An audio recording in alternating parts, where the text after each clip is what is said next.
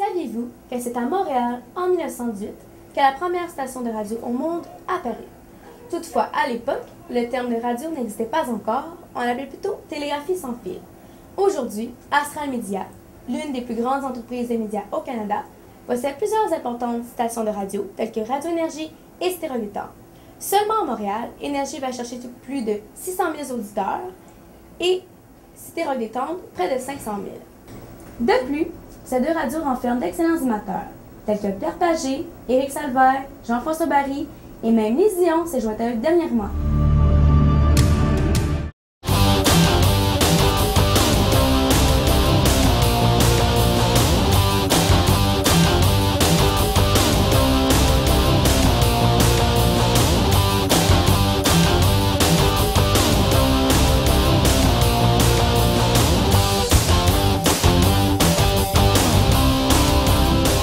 La radio occupe une place importante parce que vous avez une catégorie de la population qui ne désire pas s'informer à partir de la télévision, qui est vue comme trop superficielle, trop rapide, qui table sur l'image et pas tellement sur le contenu. La radio, pour plusieurs, est encore vue comme le média, un média qui s'adresse au fond des choses plutôt qu'à la forme des choses.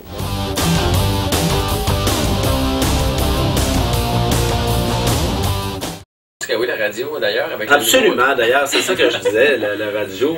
Avec la nouvelle mesure de sondage, oui. Maintenant, avec les PPM, ils se sont rendus compte qu'il y a 92% de la population qui écoute la radio au moins, je pense, c'est 15 minutes par semaine. Et chez les jeunes aussi, parce qu'on a eu l'impression à un moment donné que oui. la radio était délaissée par les jeunes, qui n'écoutaient que le iPod.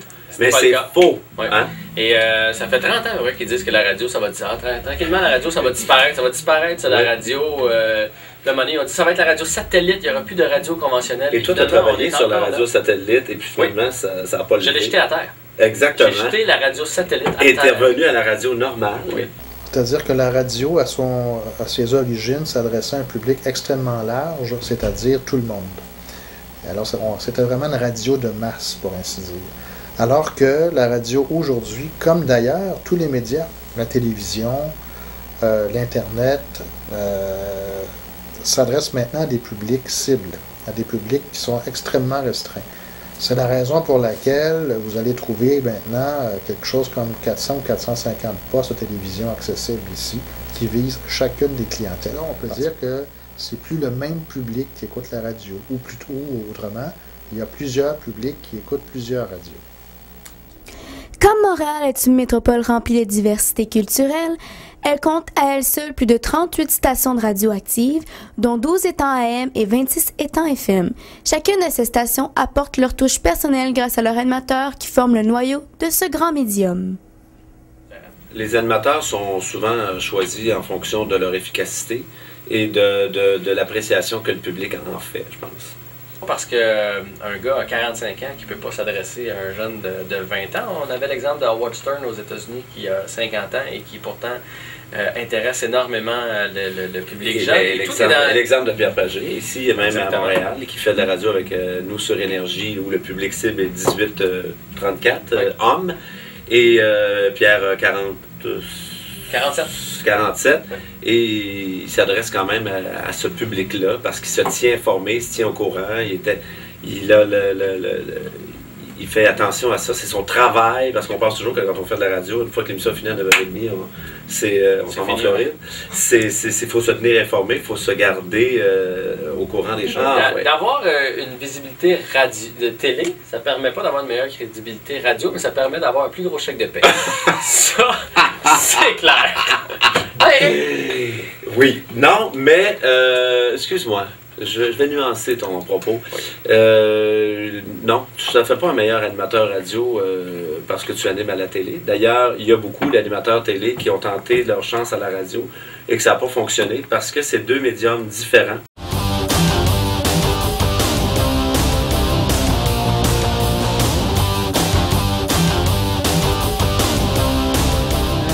Je pense que d'être connu, ça a une certaine influence, ça c'est sûr.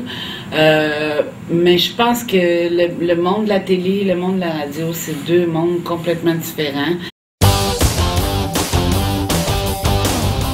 Non, je pense pas pas que le mandat de l'animateur a changé au fil du temps. Je pense que l'animateur est là pour divertir le public. L'animateur est là aussi, surtout dans un show d'équipe, pour cimenter l'équipe, pour voir est-ce que tout rentre, diriger l'action. Diriger, est-ce que tout le monde a sa place.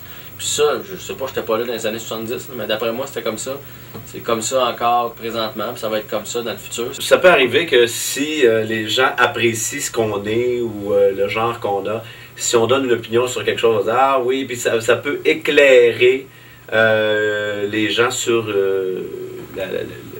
s'aider à se forger une opinion sur quelque chose.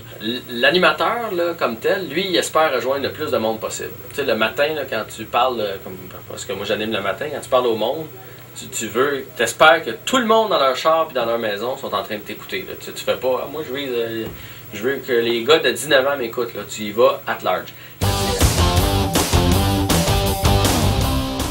Il y a peu d'élus à Montréal qui peuvent en faire parce que ça reste qu'il y a peu de postes. Il y a peu de postes disponibles, mais c'est vraiment un médium fantastique. Puis...